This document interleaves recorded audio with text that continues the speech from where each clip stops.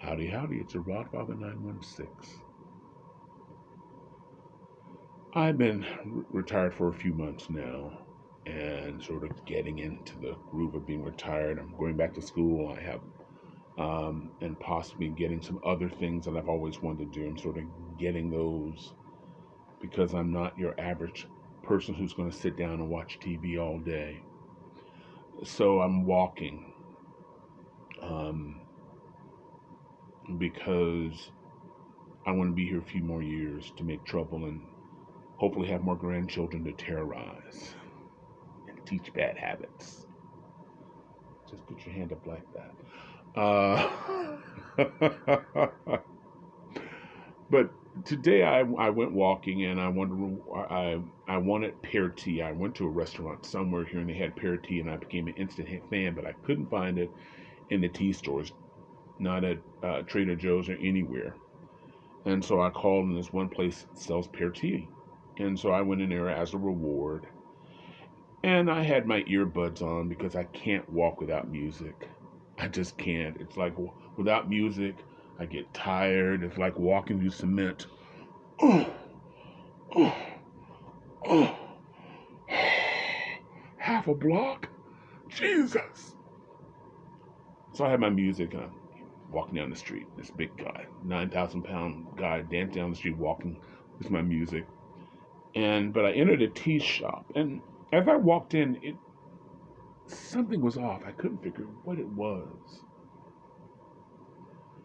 The baristas were standing there. One girl was standing here like this, and there was a couple to my right who weren't drinking the tea. They weren't talking. And then there was to my left there was a an older lady, a younger woman, and a boy, 12, 13 years old. And with my overactive imagination, did I walk into a robbery? It's like, this is strange. So I took my earbuds off and walked over and ordered my tea. And I sat next to the family. No specific, oh, they were sitting in the window, so that's where I wanted to say it was bright here in town. And took off my earbuds and turned off my, closed off my window and turned off my phone. And I just wanted to sit there and chill. And suddenly the three in front of me, the younger woman of the three, I'm imagining she's the daughter and is the mother, got up and started screaming at her mother. You're wrong, and this and that, and I mean, she was saying some harsh things, and she said, you're just a bitch at times. You're just a bitch, and I'm going, okay, you're like way wrong. But I was looking at, I'm an observer of people, and I looked at the boy and I said, oh, this is routine. He wasn't shocked or stunned by what was going on. It was like he was doing his thing. And she stopped talking and grabbed a napkin and she's dabbing her face. And she said, you're just wrong. You're just wrong. And her voice sort of lowered. And things were settling down. And then the mom went bam, hit the table. You're blaming me for all the problems. You were spoiled. Your dad spoiled you. And look at him. He was no good. And the two men you married, they're nothing but bastards. They don't work. They're bums. You're fat. Nobody's gonna want you. And she went deep. I mean, she went to the bone. And one of the baristas, I don't know what it was. Maybe it just hit her. She was holding her hands up, and all of a sudden she started wiping her eyes, and she walked in the back. I think this is just too close to her. This is something that's familiar to her. And I was like, I said, boy, I was wrong. This wasn't the girl. This is her mom. This is a response of what she said. And the fact that she's in a restaurant or, a coffee house where there are other people, and no respect to her daughter whatsoever. That's the theme of this video is, what do you do when your parents or an elder, could be a person at your church or your auntie or someone who's much older than you, disrespects you? How do you handle that? Well, first things first, I think you have to assess the situation. Is this person nasty to you? Do you think you're being sensitive? Or does, when the transaction, meaning the discussion ends, do you leave with a darkness in your chest? Because sometimes we react. Um, I'm a big guy. And because I'm a big guy, I'm intimidating to a lot of men. And there are certain men in business would call me boss or king or big man. I'm a big man, but their tone bothers me. And 95% of the time, they don't mean anything by it. This has been the case since I've been, before I left elementary school, I was 6 feet tall, wearing a size 13 shoe. Not the size 16 that I wear today. But I realized some of those were my issues. There was no malice. However, I have family members and a couple of people that I used to hang out with who would, in a form of a joke, attack. And I decided, it took me 50 years, that I don't need that toxicity in my life. Now, part of the problem sometimes is that, we stay too long at the party because we've known them a long time. They're family. That's my mother. I guess, I should take that, but no, you shouldn't. There's nothing, there are certain people in the Christian community, and I was raised in a Christian community, that say, well, you're supposed to honor your mother and father, thy mother and father.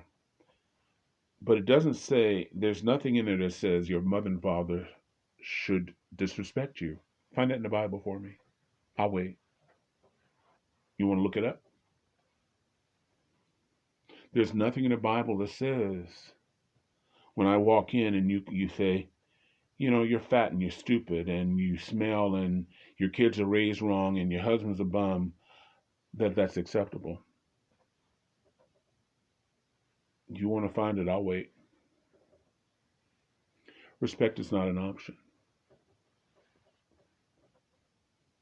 Respect is not an option. And this is something that's key that I learned. We teach people how to treat us. If someone is treating you poorly and you've not brought it up, well, you think you have in a form of a hint. Well, you shouldn't say something like that. That's not closure. What does that mean? You fail to use your words. So what you do, instead of saying, I don't like what you say, it may be an error on your part, but this is how I feel when you say that. Or how you speak to me is totally unacceptable. What you've done over there is totally unacceptable. And then you follow up with other actions. You don't have to scream. You never want to belittle yourself. And when you start screaming and acting out, particularly if you have children, you're teaching them how to coexist with other people. So when you disagree with them, let's cuss them out. So when you go to pick up, when you're called by the principal, pick up your kid, because the kid is cussing out the teacher because he or she is frustrated and feel they're not being heard, they should thank you for that gift. Because for someone who worked with the school district a long time, that came directly from home. I don't know where they get that. I don't know where that comes from. I knew a family that the entire family, mother, father, sister, brother, all the kids, we're talking about 2 kids, we're talking 4 people, laid down and had a screen fest at Disneyland. And I went out. I'm not associated with them. I'm not going to be in a restaurant where the people are so mad they spit in your food. I worked in a restaurant, and especially a fast food where they get fired. They still have a place to live because they live with their parents. No, no, no, no, no, not giving you an opportunity to spit in your food. Cussing people out through that microphone. You may get some extras in your food, but we teach people how to treat us. And if that person doesn't respect your words, then you follow up with action. The young lady and her mother, it would probably take me a couple of days to recover from the humiliation, mostly that I've humiliated myself for the umpteenth time. I would say, I love you. I appreciate everything you've done for me. Everything you've done for me. You put me through school, you supported me, you fed me, clothed me. What I don't like is disrespect. Like him or not, you're talking about my son's father in front of him. That's not acceptable. No, we didn't make it, but that's not acceptable. You're now insulting my son. You bringing up how I'm fat. I'm not sure how that's love, and it makes me feel badly. And the very next time that person does it, elder, family member, mother, father, siblings, anyone, you don't have to say a word. You pack up quietly. You pack up your things and you exit. No explanation because they've heard you. There's no reason to review this at all. Remember I told you I was going to leave? Remember I told you not to talk to me that? No. There's so much more power in your silence and your actions than sitting there and reviewing this. Well, you always complain. You've always been that. You were like that as a child. Always just sensitive. I talk, this is just the way I talk. That's the way I am. Well, people don't have to accept you the way you are.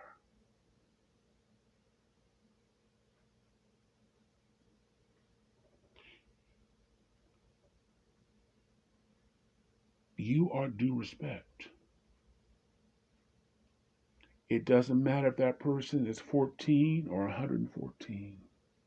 They need to respect you and your family. I have grown children. They could tell you, all of them could tell you, you've taken vows for your husband and for your wife. He or she should be first, not your mother, not your father. This is the person that you've set a vow. If I come over and insult your spouse, you need to show me the door. If you know that's hurting your spouse, you should shut the door. Should tell me and show me the door. And if I come over again and disrespect her, maybe it's not a place that you should let me come in. You shouldn't let me come in. I remember when I was married 900 years ago, and I married young, and I took my wife uh, to see a family member, and my family member was upset because she was a different race. And she went after my wife for an hour, insulting her, even though my wife was crying. She continued. Then one of the other family members got in on it and started. We'd only been married a few months. I don't know how my wife hung in with me. Maybe because we were both young. But what happened after I told my mother about it? She says, "You don't take your wife over there no more." We were married close to 30 years, and I didn't ever again.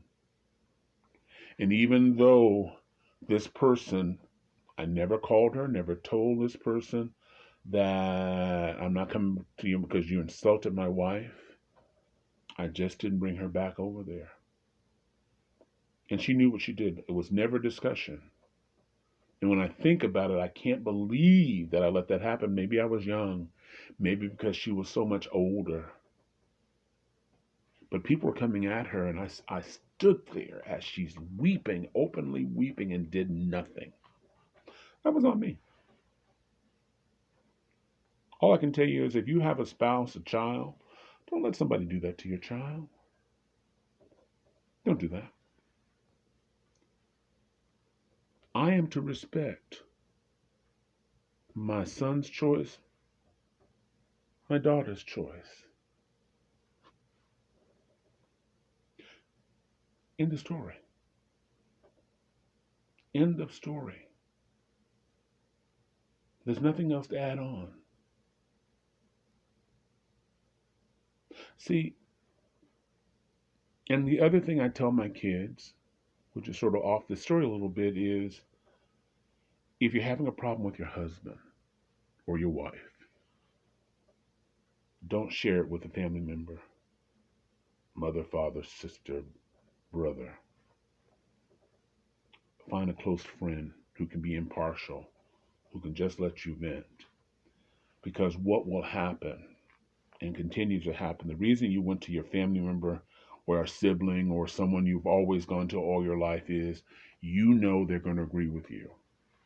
But what you have done now by telling the story has turned them away, has poisoned the well, has poisoned their relationship with your spouse. Because you could win the lotto, you could buy them a $20 million mansion. I live in California. A $20 million mansion in parts of the country would probably cost 700,000. In other parts of the country, but here's $20 million. They won't remember the mansion. They'll remember when your daughter or your wife told you that they slapped you or cursed you so bad that you couldn't go to work for days. And it's amazing. They'll bring it up during the holidays. They'll just save it at the holidays. They'll wait because they'll never forget that one thing. So you've done that. You've poisoned their relationship by telling the parents, find an objective third party who will keep your secret, who won't get on the phone and say, you know what, your daughter just called me and her husband just beat the shit out of her. No, the one person that can be objective. And if you don't know how to do that, just spoon feed them with information and see if it comes back. I had to learn that the hard way as well. I had to learn that hard way as well. Because I was telling this person all my secrets, and this person was telling everybody the minute I finished. So even now, bits, I'll wait. I even scared some of my friends. I said, listen, you're the only person I told this to. So if this gets out, I know where the source is. Don't play with the rod, Father. So just remember, no matter how old or young a person, at the minimum, you do respect. And at the same time, you have to be respectful. It can't be a one-way street. Never embarrass yourself. Never humiliate yourself. Never have a man, a woman, a friend, somebody working the store, have you go off and embarrass yourself. Because in that store could be your next boss, your next employee, your next employer, could be your next boyfriend or husband or girlfriend or wife. And if you're throwing a scene as those tired people at Walmart, which I go during the first of the month because I like the entertainment, once you've done that, you have poisoned your own well. Because I have a sister who would go, Rod, don't bring that home. Mm-mm. You got siblings, you know your family is. She embarrassed you like that, and that's a theme for me. I don't understand that. But take charge of your life. Only you can. This is the Rod Father. Wishing you love, joy, peace, and happiness. It's Easter weekend. Have a good, safe Easter weekend. Don't fuss and fight. You know, there are certain families, after the food is over and that brown liquor comes out, I go, ooh, look at the time, because I know it's about to go down. I'm out. Love you all. Because I'm not going to be pulled into it. It's like, love you all. And I get in my car and go, thank you, Jesus. I'm in the freedom. Freedom land. Yes. Free at last. I'm out of here. Love, joy, and happiness. If you haven't hit that bell, please hit it. I want to hear what you have to say. Others may benefit what you have to say. Put that down. And if you like what you hear on these crazy videos, I do politics. I do social. I do current affairs, hot topics if they interest me. Not just the same. So you may be in a different place. If you just want to hear about reviews of reality shows, I do that, but that's not the only thing I do here.